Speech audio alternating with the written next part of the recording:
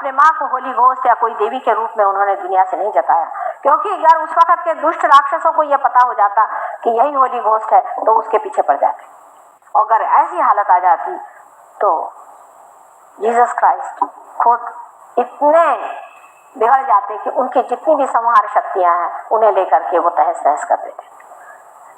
Jesus Christ के पास 11 रुद्र हैं, माने 11 संहार शक्तियां हैं। वो हमारे माथे पर 11 संहार शक्तियां। ये 11 संहार शक्तियां जब कल की अवतरण होगा, जिसके बारे में मैं कल बताने वाली हूँ, तब पूरी तरह से इस संसार का जो भी कुछ संहार का कार्य है वो करें। इनकी जो 11 संहार शक्तियां हैं ये हमारे माथे में बैठी हुई हैं। उसमें से एक शक्ति हनुमान जी की है और एक शक्ति भैरवनाथ जी की है, जिसे बाइबल में गैब्रियल और माइकल कहा जाता है।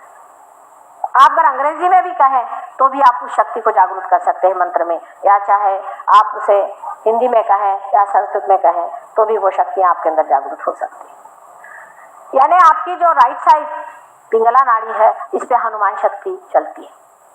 जब आपकी राइट साइड चलती नहीं और उसमें तकलीफ रहती है तब हनुमान का नाम लेना पड़ता है। उस वक्त अगर आप गैब्रियल का भी नाम लें तो भी वो शक्ति चालू हो जाती है।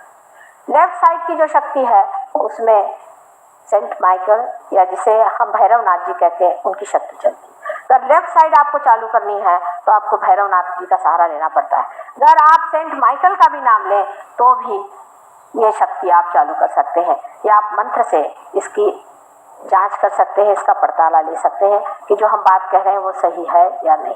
इस प्रकार आप जान सकते हैं कि जो लोग आपने को ईसाई समझते हैं या हिंदू समझते हैं या मुसलमान समझते हैं और आपस में बेकार की बात पर झगड़ा करते हैं वो महामूर्ख है, क्योंकि एक ही वृक्ष पर उगे हुए ये पेड़ सब आपस में रिश्तेदार हैं।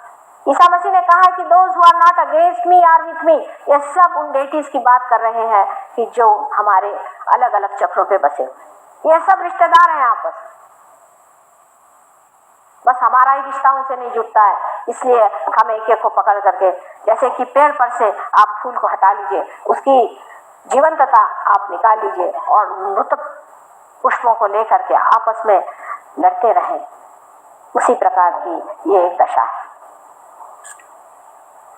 आपको आश्चर्य होगा कि सहयोग में कुंडलिनी का जागरण आज्ञा चक्र पे बहुत निर्भर रहता है।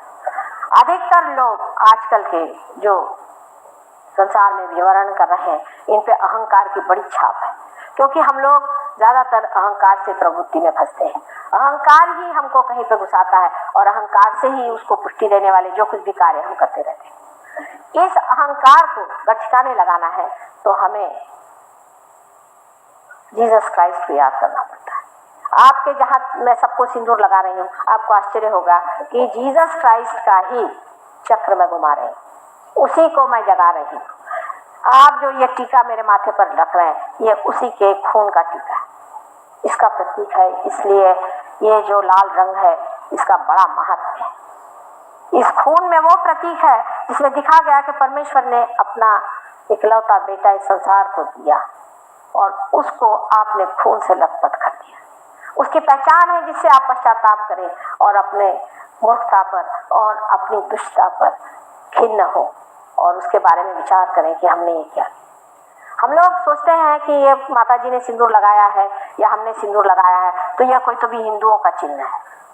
इसके बारे में आप अगर बाइबल में जॉन्स रेवलेशन पढ़ें तो आपको समझ में आएगा कि उसमें लिखा हुआ है कि उन लोगों पे वो मार्क लगा रहेगा जब ये 11 रुद्र लेकर के सफेद घोड़े पर बैठकर कल की आएंगे। कल की नाम उन्होंने लिखा नहीं, उन्होंने कहा उसका अपना ही नाम रहेगा और उसको वही जानेगा, लेकिन सफेद घोड़े पर वो आएंगे तब वो जान जाएंगे कि आपके माथे पर किसका मार्क लगा हुआ। उस मार्क से वो पहचान लेंगे कि ये कौन है। यहाँ तक कि उसमें मेरा भी बहुत वर्णन किया हुआ है कि किस तरह से सहयोग होगा और किस तरह से लोग इसको पाएंगे और किस तरह से होली घोष स्वयं आ करके इन लोगों को पार कराएंगे, क्योंकि ईसा मसीह का अवतरण हमसे पहले हो चुका है। इसलिए सबसे ज्यादा विशद रूप से उन्होंने इस मामले में कहा हुआ। जिस प्रकार मोहम्मद साहब ने कुंडलिनी की जागरण और दुष्ट शक्तियों से निवारण आदि पर बहुत ही विशद तरीके से समझाया है, उसकी क्रियाएं बताई हैं, उसी प्रकार ईसा मसीह ने बहुत ही सादगी तरीके से ये बताया हुआ है कि मनुष्य की आयु क्या है। सबसे बड़ा आयुध मनुष्य का उनके हिसाब से क्षमा करना है। जो गणेश तत्व में परश के रूप में काम करता है, वो मनुष्य तत्व में आकर के क्षमा के रूप में काम करता है। क्षमा वास्तविक का एक बहुत ही बड़ा आयुध है, जिससे मनुष्य अपने अहंकार से बच जाता है। जैसे कि आपको किसी ने बड़ा दुख दिया या आपका अपमान किया, आपको तकलीफ दी, आपको हानि हुई, तो आपका अहंकार उसमें दुखित हो जाता है। उस वक्त आप अगर उसके प्रति कोई भी ऐसी भावना मन में रखें या इस तरह से आप सोचें कि इस आदमी ने हमारे साथ ये ज्यादती की और रात दिन उसी के बारे में आप सोचते रहे, तो इस तरह के बेकार के चिंतन से आपको बहुत तकलीफ होगी और पूरी समय वो आदमी कार्यान्वित रहेगा। हालांकि वो इस चीज को भूल गया हो और उसका कोई भी असर आप पर न रहा हो, लेकिन आप उस बात को याद कर करके बार बार अपने को दुखी करते रहेंगे और उसके ही हाथों में खेलते रहेंगे।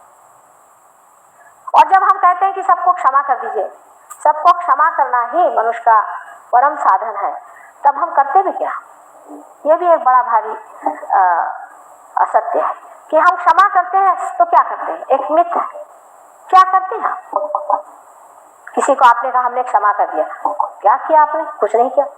आपने अपने ही को बचा लिया है दूसरे के तकलीफ से और दूसरे के चिंतन से। जब तक आप उस आदमी का दुखदायी चिंतन करते रहेंगे, आप स्वयं दुखी रहेंगे। इसलिए क्षमा करना हमारा एक बड़ा ही सीधा सरल साधन है, जिससे हम अपने को दूसरों के आतंकों से बचा लेते हैं। ये एक बड़ा भारी साधन ईसा मसीह ने दिया।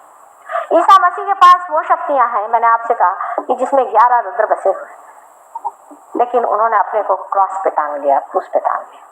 किस लिए टांगा उन्होंने अपने को क्रॉस पर? जब उनके पास सब शक्तियां थी और सबको हनन कर सकते थे और सबको खत्म कर सकते, और साक्षात जहाँ उनके साथ आदिशक्ति उनकी माँ रोती हुई खड़ी थी, उसे बर्दाश्त नहीं हुआ, क्योंकि आखिर मनुष्य जन्म में थी, उसे बर्दाश्त नहीं हुआ कि सारी शक्तियां मेरे में निहित होते हुए भी मेरे बच्चे को ये लोग क्रॉस पे चढ़ा रहे और मुझे आज ये नाटक दिखाने के लिए यहाँ खड़ा होना है। वास्तविक बात यह है कि ऐसे लोग कोई ना दुख झेलते हैं ना कोई सुख में लपटते हैं।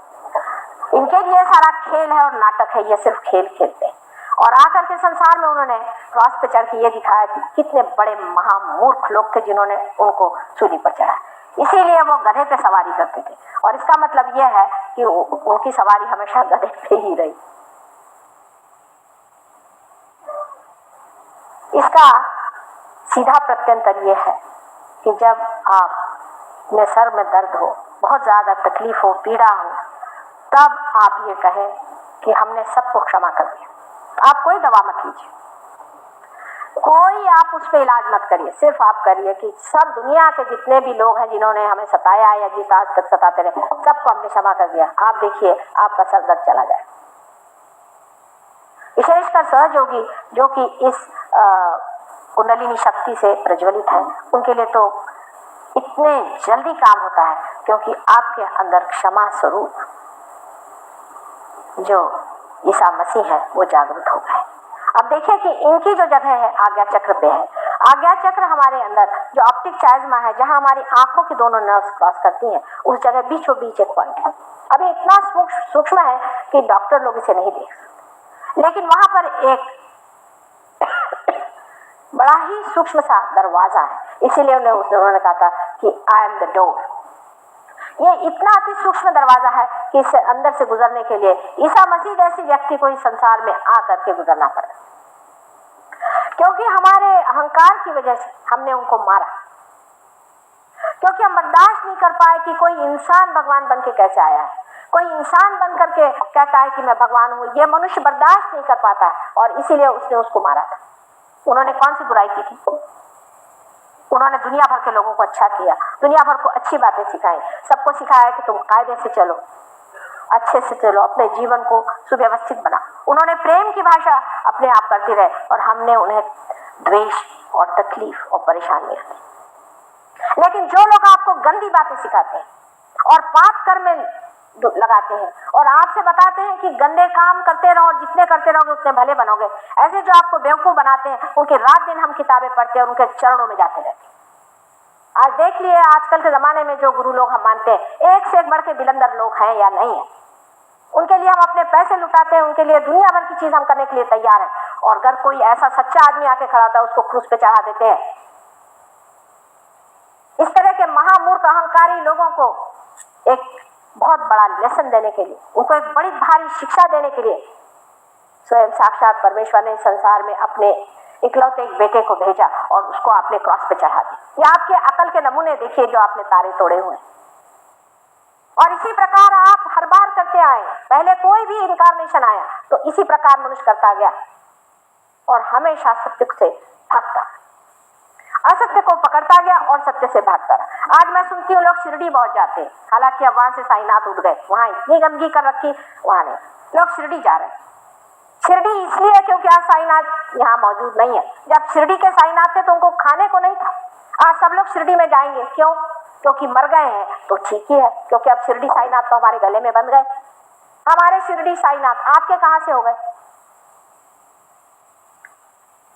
ये मनुष्य की महामूर्खता जो है कि जो मर गया उसके पीछे दौड़ना, इस महामूर्खता और इस अहंकार के लिए ही ईसा मसीह ने अपने को बलिदान दिया।